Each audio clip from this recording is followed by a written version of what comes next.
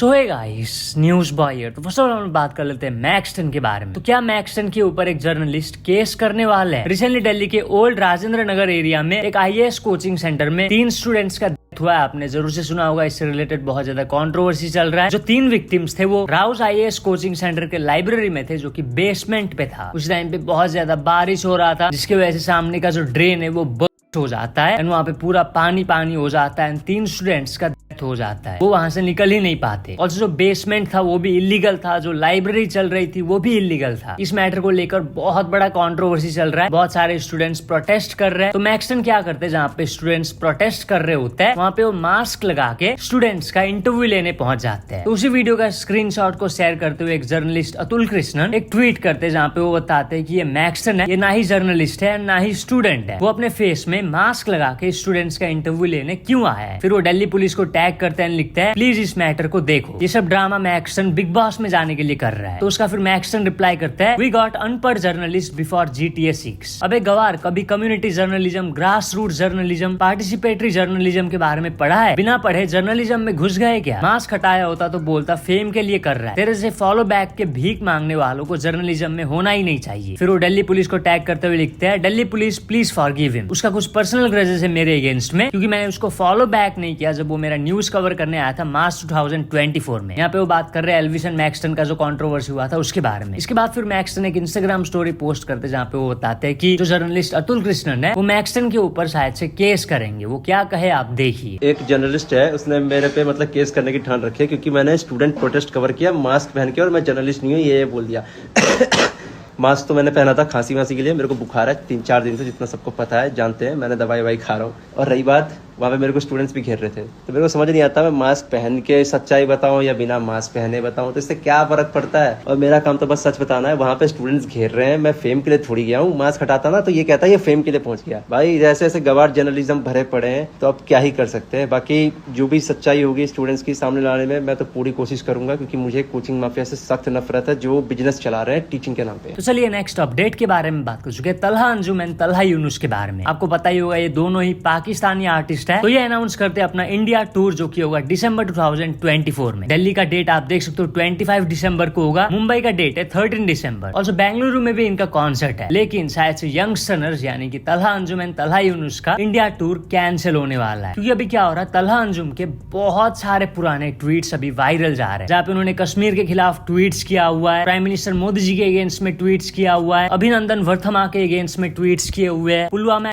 से भी रिलेटेड उन्होंने जो ट्वीट किया था वो भी वायरल जा रहा है। आप देख सकते हो, पढ़ सकते हो, काफी सारे ऐसे ट्वीट्स वायरल जा रहे हैं। तो ये सब जब बहुत ज्यादा वायरल हुआ तो बीजेपी दिल्ली के सोशल मीडिया को हेड वो एक ट्वीट करते हैं, जहाँ पे वो लिखते हैं, any India hater dog won't be allowed to enter this country. People who organise such shows should know that under this government Bharat comes first before business. फिर वो एल्विस यादव के एक फैन पेज को थैंक यू बोलते हैं, जिन्होंने सबसे पहले यंगस्टर्स के इंडिया टूर के खिलाफ आवाज उठाया था। ऑल्सो बीजेपी के पॉलिटिशियन तजिंदर बग्गा जी को भी थैंक यू कहते हैं। फिर लास्ट में वो लिखते हैं, The show stands cancelled. You will get news shortly. यहाँ पे वो सीधा बता दिया है कि यंगस्टर्स यानी कि तलहा अंजुम एंड तलहा यूनुस का जो इंडिया में कॉन्सर्ट होने वाला था शो, वो कैंसिल हो चुका है। बहुत जल्द हमें न्यूज मिल जाएगा। वेल, क्या सोचते हैं आप लोग इसके बारे में कमेंट करके जरूर से बताना। तो चलिए नेक्स्ट अपडेट के बारे में बात करते, जो कि वायरल कुल्हड़ पिज्जा कपल के बारे में। आपको पता होगा कुछ महीने पहले इनका एक वीडियो वायरल हुआ था। क्या वीडियो वायरल हुआ था वो मुझे बताने का जरूरत नहीं है, जिसके बाद इनको बहुत ज्यादा ट्रोल किया गया था। वो वीडियो वायरल होने से पहले भी वो काफी ज्यादा पॉपुलर थे। उनका कुल्हड़ पिज्जा काफी ज्यादा पॉपुलर था उनके एरिया में, काफी भीड़ लगता था, लोग खाने आते थे। ऑल्सो वो सोशल मीडिया पे भी पॉपुलर थे। लेकिन जब से उनका वीडियो वायरल हुआ तब से वो और ज्यादा फेमस हो गए, लेकिन अच्छे वे में नहीं, किस वे में वो आपको पता होगा। तो इसी के बारे में दोनों ही बात किए टॉक्स विद नमित के पॉडकास्ट में। वो काफी ज्यादा इमोशनल हो जाता है। वहाँ पे वो बताते हैं वो वीडियो वायरल होने के बाद उनके लाइफ में क्या इफेक्ट पड़ा है। मैं दिखाता हूँ वो पॉडकास्ट का छोटा सा क्लिप। अगर तो आपको पूरा पॉडकास्ट देखना है तो link is in the description, आप जाके देख सकते हो। कोई मेरा दुश्मन भी है ना, दुश्मन क्या मतलब, दुनिया में किसी के ऊपर ऐसा वक्त आना नहीं चाहिए जिस वक्त से हम गुजरे हैं। उस टाइम पे जो सिचुएशन थी, 3 दिन का बेबी था मेरे हाथ में, और आपको पता है उस टाइम पे एक कपल के लिए ना सबसे बड़ी खुशी होती है फर्स्ट बेबी जब आपके हाथ में आता है। इधर से मैं कभी कमिश्नर ऑफिस जा रहा हूँ, बिकॉज हमें कंप्लेंट करे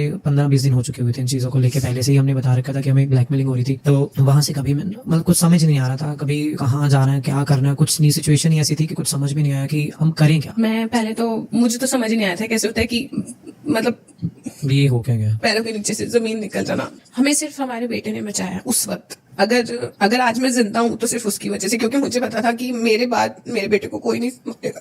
कहते हैं कि इन लोगों ने ये पीआर के लिए किया, एक पब्लिसिटी स्टंट था, जानबूझ के ये किया। अगर लोग ये बोलते हैं कि हमने खुद किया या फेम के लिए किया, फेम तो हमारे पास पहले भी था। जब आपको बताया कि हम लोग कार्ड पे थे, फेम तो उस टाइम पे भी था। और एक कार्ड से हमने रेस्टोरेंट कितनी मेहनत से बनाया। आज वो रेस्टोरेंट पे जो सेल है ना हमारी, जो उस टाइम पे थी और आज की सेल 10% रह गई है, सिर्फ 10%। कौन इंसान चाहेगा कि अपना काम अपने हाथ से खराब कर दे। तो चलिए नेक्स्ट अपडेट के बारे में बात करते हैं, समय रैना के बारे में। तो आप में से कुछ लोगों को पता होगा, समय रैना का एक टाइम पे बहुत बड़ा कंट्रोवर्सी हो गया था एक ट्वीट की वजह से, जिसकी वजह से उनको बहुत ज्यादा हेट मिला। बहुत सारे लोग उनको गाली दे रहे थे। इनफैक्ट बहुत सारे लोग पुलिस को टैग करके बोल रहे थे कि समय रैना को जेल में भेजो। अब वो क्या ट्वीट किए थे, उस ट्वीट के बाद जो कंट्रोवर्सी हुआ उसको वो कैसे डील किए, किसका वो हेल्प लिए, इसी के बारे में वो प्रखर के प्रवचन के पॉडकास्ट में बात किए। वो क्या कहे आप देखिए। फॉर एग्जाम्पल, जब अबॉर्शन का कंट्रोवर्सी हुआ, हाँ, क्या जोक था? क्या लिखा था मैंने भाई, सुबह के 6 बज रहे थे, मैं रात भर सोया नहीं हूँ, मैंने ट्वीट कर दिया ऐसे ही, जस्ट अ जोक। ऐसे लिखा कि मैंने 6 महीने अपनी बंदी के लिए सोचा और एक जोक लिखा उसके बारे में, और मैं इंटरनेट पर डाला, उसको पसंद नहीं आया, उसने कहा हटा दो। तो कल को मैं भी बोलूँ अबॉर्शन करना है तो फिर मत बोलना माय बॉडी माय चॉइस, ठीक है। मैंने बस ऐसे, इट वाज अ थॉट, वो फट गया उस वक्त। तो उस पर वो चल रहा था उस वक्त, रोवी वेड, क्या था वो, रो वी वेड वो चल रहा था। तो उसके वजह से ना वो सब चढ़ गया उस पर कि ये male comic, male chauvinist pig, comedy should be in jail, सब आ गया। तो अब मैं 7 बजे देख रहा हूँ, तो कुछ ज्यादा ही फट गया ये ट्वीट। तो अब मेरे को भी मैं ना अब डबल डाउन करता हूँ, मेरे को डबल डाउन करना मजा आता है, ठीक। तो मैं ना हर कमेंट पर रिप्लाई करने लग गया, ठीक है। और यहाँ मेरी गलती हो गई कि 30 कमेंट में रिप्लाई दिए, उसमें से मैंने 27 लोगों को बहुत फनी रिप्लाई दिए, और 2-3 लोगों में ठीक है, 2-3 लोगों ने एकदम ही विदाउट थॉट कुछ गलत ही बोल दिया, ठीक है। तो मेरे को लगा कि क्या नहीं करना, फिर मैंने डिलीट करके उनको मैसेज करके सॉरी बोल दिया। तो लेकिन फिर क्या हुआ, आर्टिकल आ गए सारे, ये क्विंट जो लोग 1 साल पहले कर रहे थे freedom of speech, Munawar should not be in jail, वो लोग हमें ऐसा कैसे बोल सकता है ये। So then I actually I called Munawar only first कि भाई what should I do, should I address it, because उसका जस्ट हुआ था वो सब।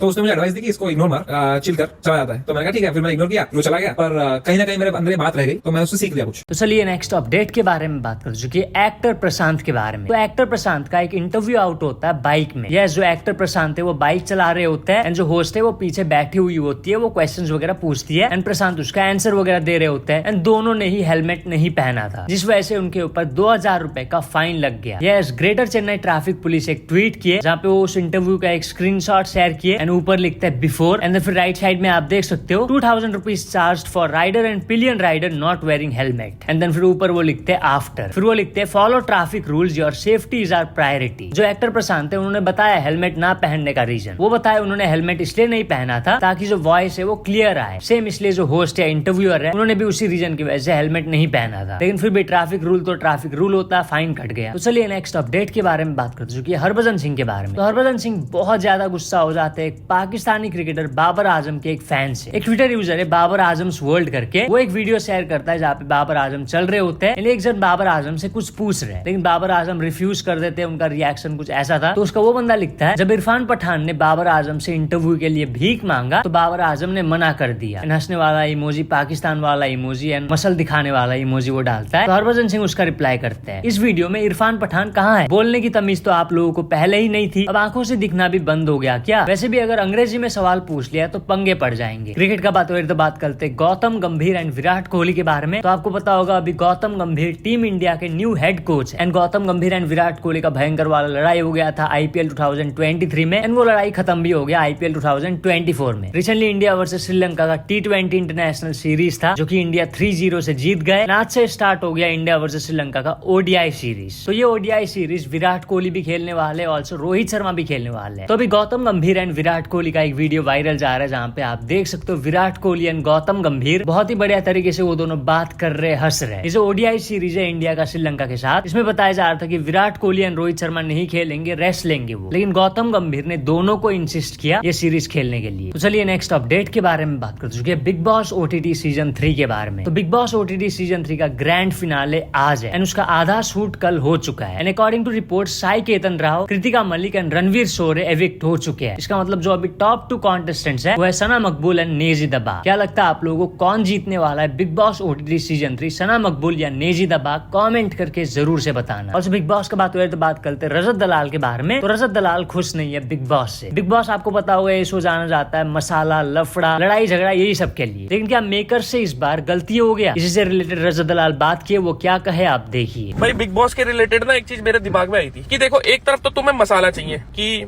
कंटेंट निकले, कंटेंट निकलेगा तब जब 2 इंसान 4 इंसान आपस में लड़ेंगे, पर फिर तुमने इंटरनल वोटिंग कर दी। अब हर कोई इंटरनल वोटिंग में सेफ रहने के चक्कर में सबसे बनाएगा, अगर सबसे बनाएगा तो आपस में लड़ेगा नहीं। तो भाई तुम थोड़ा इस चीज के बारे में सोचो कि तुम्हें क्या करना चाहिए। अपने मन का बंदा जिताना है, अब किसी को भी स्पा वगैरह में कोई भी कहीं से उठ के मतलब छोड़ो, या फिर जो मतलब डिजर्विंग लोगों को जिताना है। भाई किसी के बाप का लेके नहीं खा रहे हम जनता है, हम कुछ भी बोल सकते हैं भाई। तो चलिए नेक्स्ट अपडेट के बारे में बात कर चुके हैं सिंगर सुनिधि चौहान के बारे में। तो इनका एक पॉडकास्ट आउट हुआ है राज समानी के चैनल पर। वहीं पे राज समानी सुनिधि चौहान से पूछते हैं कि क्या वो ऑटो ट्यून का यूज करती है, क्योंकि आपको पता होगा आजकल बहुत सारे सिंगर्स ऑटो ट्यून का यूज करते हैं। यहाँ पे सुनिधि चौहान अपने बारे में तो बताती है कि वो यूज करती है कि नहीं, और और भी बहुत सारे सिंगर्स के बारे में बताती है ना, वो क्या कहती है आप देखिए। Do you use auto-tune ever? I don't use autotune, but people do use autotune. Like I said, if it's my work, then maybe I'll sing it 100 times, make it correct, but I won't use autotune. Autotune is an effect, but the problem with that is when it's put on everybody's voice, तो आपको सारी voices same सुनाई देती हैं। अगर आप 3 female voices को आप गवाओगे एक गाने में ना, और तीनों में आप autotune डाल दो, exactly same नहीं, but there will be a similarity that you will be able to hear. I have experienced that. तो मुझे वो एक छोटा सा लगता है। But autotune is not a bad thing. If you use the technology in the right way, it only enhances the project. उसमें problem नहीं है, लेकिन अब थोड़ा खामखा भी डालते हैं कि नहीं वो तो डलेगा ही। That is the first condition. I have heard that so many singers walk into the studio saying कि yeah okay I'm going to go on the mic but autotune है ना, then they don't have to worry about pitching. They just sing their heart out. हाँ, voice quality change नहीं कर सकता autotune, और expression नहीं ला सकता. That you have to work on. तो चलिए नेक्स्ट अपडेट के बारे में बात कर चुके हैं पूरव झा के बारे में। तो पूरव झा ने ले लिया न्यू कार। कैसे उसका वो पिक्चर भी अपलोड किए, फिर नीचे कैप्शन में लिखता है बड़ा शहर बड़ी गाड़ी और आंखों में बड़े सपने, thank you for all love. कैसी लगी गाड़ी? उसी के नीचे हर्ष बेनीवाल भी कमेंट करते वाह लॉन्डे, एंड पूरव झा भी किस वाला इमोजी दे देते हैं। और देसी गेमर्स ने भी ले लिया न्यू कार, उसका वो एक रील अपलोड किए थे, आप देखिए। कुछ दिन पहले हम लोगों ने खरीदा एक ब्रांड न्यू कार। जी हाँ दोस्तों, मेरे लाइफ का पहला न्यू कार। इससे पहले गाइस मेरे घर में था यहाँ पर टाटा नेक्सन का कार, जो कि काफी पुराना हो चुका था, तो हम लोगों ने इसको बेच दिया। इसके बाद हम लोग नई कार की तलाश में एक शोरूम, दूसरे शोरूम, तीसरे शोरूम करते करते बहुत सारे शोरूम में जाकर अलग अलग गाड़ियों को हम लोगों ने टेस्ट ड्राइव किया। मुझे कार के बारे में उतना ज्यादा नॉलेज नहीं था, मुझे बस एक ऑटोमेटिक कार लेना था जहाँ पर गियर का कोई लफड़ा ना हो। हमने अलग अलग गाड़ियों के इंटीरियर चेक किया, हमने उसको टेस्ट ड्राइव किया। उसके बाद गाइस फाइनली हम लोगों ने एक कार यहाँ पर चूज कर लिया है। तो आप लोग कमेंट में बताना ये कौन सा कार है। एंड यहाँ पर गाइस हम लोगों ने किया इस कार को क्या बोलते हैं, अनबॉक्सिंग बोलते हैं, फिर इसको क्या बोलते हैं मुझे पता नहीं है, पर्दा हटाने को क्या बोलते हैं। ठीक है, तो ये रहा गाइस अपना कार, जो कि काफी खूबसूरत है यार। तो so yes, huge congratulations to both of them. तो बस आज के लिए बस इतने अपडेट्स थे। अगर तो वीडियो पसंद आए तो लाइक जरूर कर देना। मिलते हैं अपने नेक्स्ट वीडियो में।